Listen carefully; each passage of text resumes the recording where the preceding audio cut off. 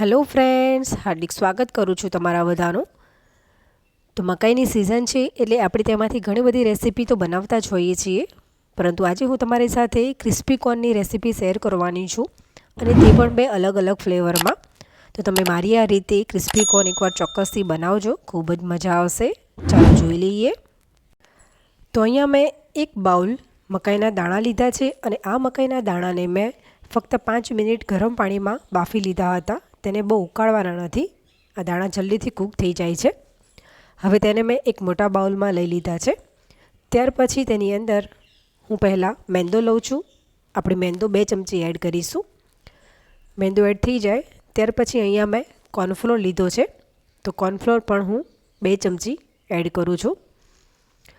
હવે આપણે તેની અંદર થોડુંક એવું મીઠું એડ કરીશું, કેમ કે આપણે જે લોટ એડ કર્યા તેની અંદર મીઠું હોતું નથી, તો લગભગ 1/4 ટીસ્પૂન જેટલું મીઠું એડ કરવાનું છે, અને થોડોક એવો આપણે મરીનો ભૂકો પણ એડ કરીશું, ટેસ્ટ સરસ આવે એટલા માટે।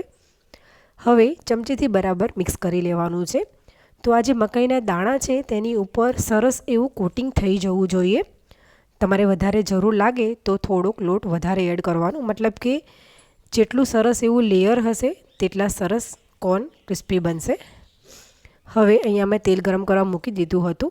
આપણે તેલને બહુ વધારે પડતું ગરમ નથી કરવાનું, આપણે તેને મીડિયમ જ રાખવાનું છે, કેમ કે જો તમે એકદમ હાઈ મતલબ કે ગરમ કરી દેશો તો આ જે દાણા જે છે એ મતલબ કે ફૂટી પણ શકે છે તેની અંદર। તો આપણે તેલનું ટેમ્પરેચર મીડિયમ જ રાખી અને તેને ફ્રાય કરવાના છે। થોડી થોડી વારે આપણે તેને આવી રીતે હલાવતા રહીશું, અને લગભગ તળાતા તેને 5 થી 6 મિનિટ જેટલો સમય લાગશે। તો અહીંયા તમે જોઈ શકો છો કે આ કોર્ન જે છે એકદમ ક્રિસ્પી બની ગયા છે, તેને હું બહાર લઈ લઉં છું।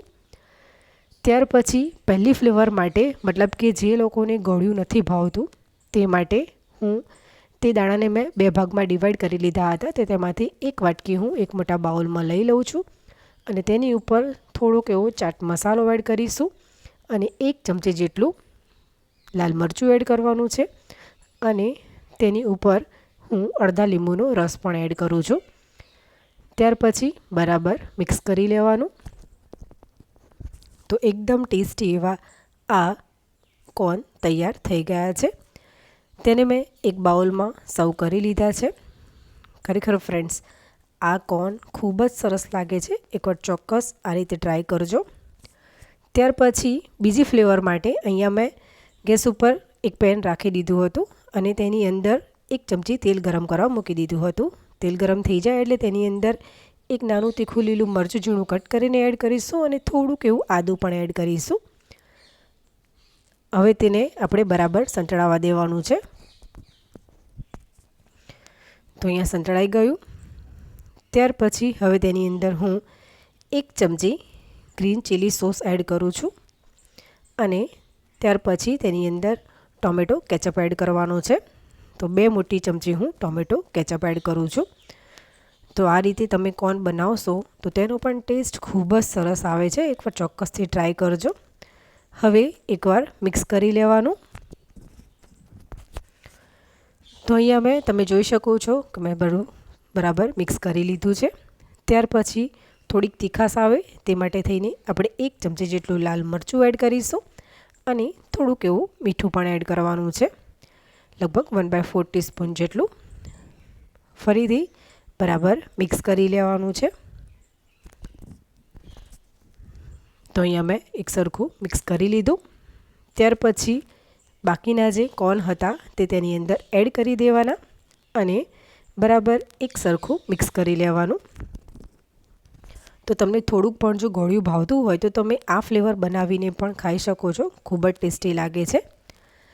હવે તેની ઉપર પણ સરસ ટેસ્ટ આવે તે માટે આપણે થોડોક એવો ચાટ મસાલો એડ કરવાનો છે, લગભગ 1/4 ટીસ્પૂન જેટલો, અને ત્યાર પછી તેની ઉપર એકવાર મિક્સ કર્યા પછી છેલ્લે થોડીક એવી કોથમીર એડ કરી દેવાની, અને તમારે જરૂર લાગે તો લીંબુ એડ કરવાનું। બાકી તમને એવું લાગે કે લીંબુની જરૂર નથી તો તમે લીંબુ ના એડ કરો તો પણ ચાલે। હવે થોડીક એવી કોથમીર એડ કરી, અને હું અત્યારે લીંબુ પણ એડ કરું છું, તેનાથી ટેસ્ટ ખૂબ સરસ આવે છે। તો લગભગ અડધા લીંબુનો રસ એડ કરી દઈશું, અને ફરીથી બરાબર મિક્સ કરી લેવાનું છે. તો તૈયાર છે આ કોર્નની બીજી ફ્લેવર. આપણે તેને બાઉલમાં સર્વ કરી લઈશું. આ ફ્લેવર પણ ખૂબ જ સરસ લાગે છે. જો ક્યારેય ન ટ્રાય કર્યું હોય તો એકવાર ચોક્કસથી તમે ટ્રાય કરજો. તો ફ્રેન્ડ્સ, તમને જો મારી રેસીપી ગમી હોય તો લાઈક કરજો, ફ્રેન્ડ્સ અને ફેમિલીમાં શેર કરજો અને સબસ્ક્રાઈબ કરી બેલ આઇકન જરૂરથી પ્રેસ કરજો, જેથી કરીને મારા આવનારા બધા વિડીયોની નોટિફિકેશન તમને જલ્દીથી મળતી રહે. તો ચાલો ફ્રેન્ડ્સ, ફરી મળીશું એક નવી રેસીપી સાથે. ત્યાં સુધી આવજો.